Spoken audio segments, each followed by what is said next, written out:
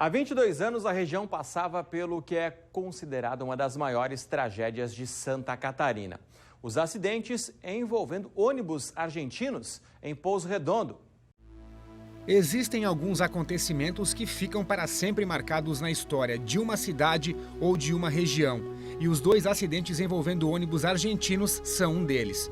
Há 22 anos, mais de 40 pessoas perdiam a vida na BR-470 em Pouso Redondo, na já conhecida Serra da Santa. As imagens que correram o mundo até hoje são lembradas com muita tristeza.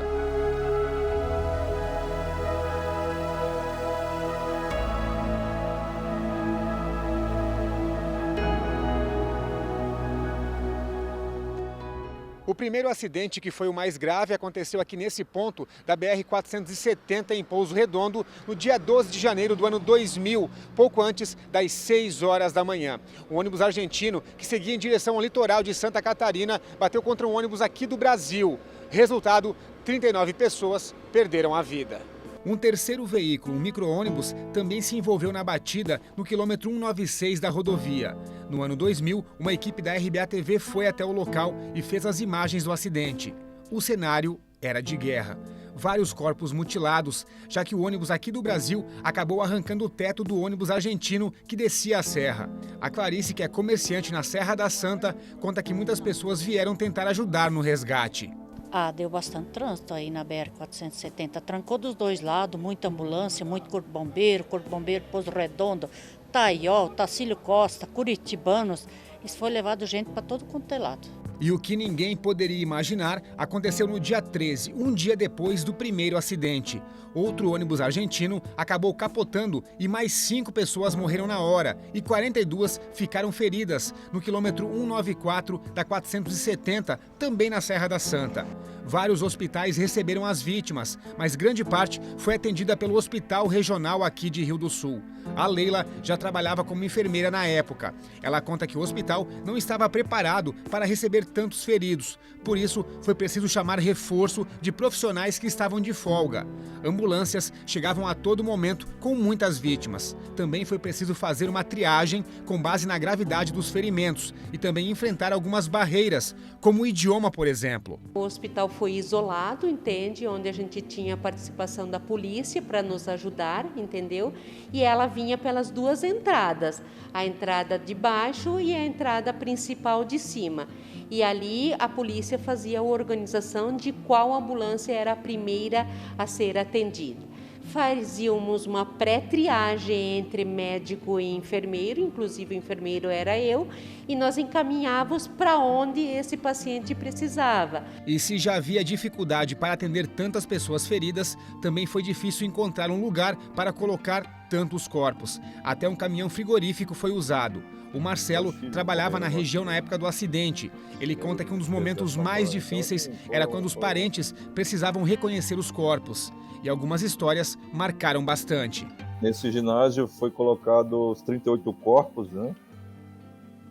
Caixões brancos, né, de crianças que estavam no acidente. E aí cada familiar tinha que entrar dentro do ginásio e fazer o reconhecimento do seu ente querido, né? E aquelas cenas eram emblemáticas. Eu lembro de uma mãe que um filho tinha passado para medicina e ela deu de presente para ele, e o irmão daí veio junto, uma viagem para Balneário Camboriú, né? Que esse ônibus vinha para Balneário Camboriú, e os 2 filhos morreram no acidente. Ele lembra também as dificuldades para conseguir conservar os corpos, já que a região não tinha passado por nada igual. O IML ficava junto da delegacia, que ficava junto com o presídio, e aí os corpos inicialmente foram colocados na garagem, ao chão, com barras de gelo, né, para tentar preservar os corpos o maior tempo possível, até que a gente conseguiu lá o caminhão frigorífico para colocar os corpos. E até quem já está acostumado a atender acidentes precisou de forças para essa ocorrência. Foram acidentes que realmente marcou a nossa região, acho que até o estado e até o país, de certa forma, que foi um dos maiores acidentes, eu acho que se teve, né? E apesar das dificuldades para atender as vítimas e também as famílias, a Leila lembra que foi um momento de superação e de união de dezenas de profissionais. A gente é acostumado a ver isso, com certeza, mas a gente tem um coração, né? Eu acho que no momento que estava acontecendo o acidente, na adrenalina que nós estávamos, a gente não tinha tempo muito para pensar, nós tínhamos que agir. Mas quando isso tudo acabou, não foi fácil para nós, porque daí nós começamos a pensar que tudo nós tinha feito, tudo que nós poderíamos ter feito a mais e tudo que tinha acontecido.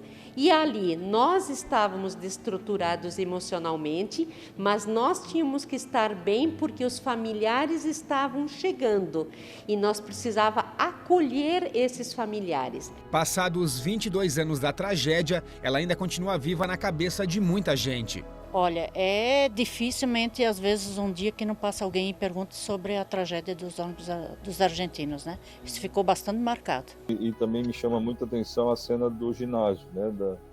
De cada aquela procissão, aquela fila dolorosa de pessoas que aguardavam para identificar um seu ente querido ali, né? E as imagens do acidente também servem de alerta para que os motoristas tomem cada vez mais cuidado. Que a gente viu que de lá para cá houve no primeiro momento uma preocupação do DENIT de sinalizar melhor o trecho lá, a serra, né? Se a gente for observar hoje, já se relaxou um pouco com essa sinalização, né? Que no primeiro momento foi colocada, houve toda uma preocupação com a sinalização, e se a gente for olhar hoje, a sinalização já está precária, já não se tem mais aquela sinalização que foi colocada no primeiro momento, carecia de uma melhor sinalização.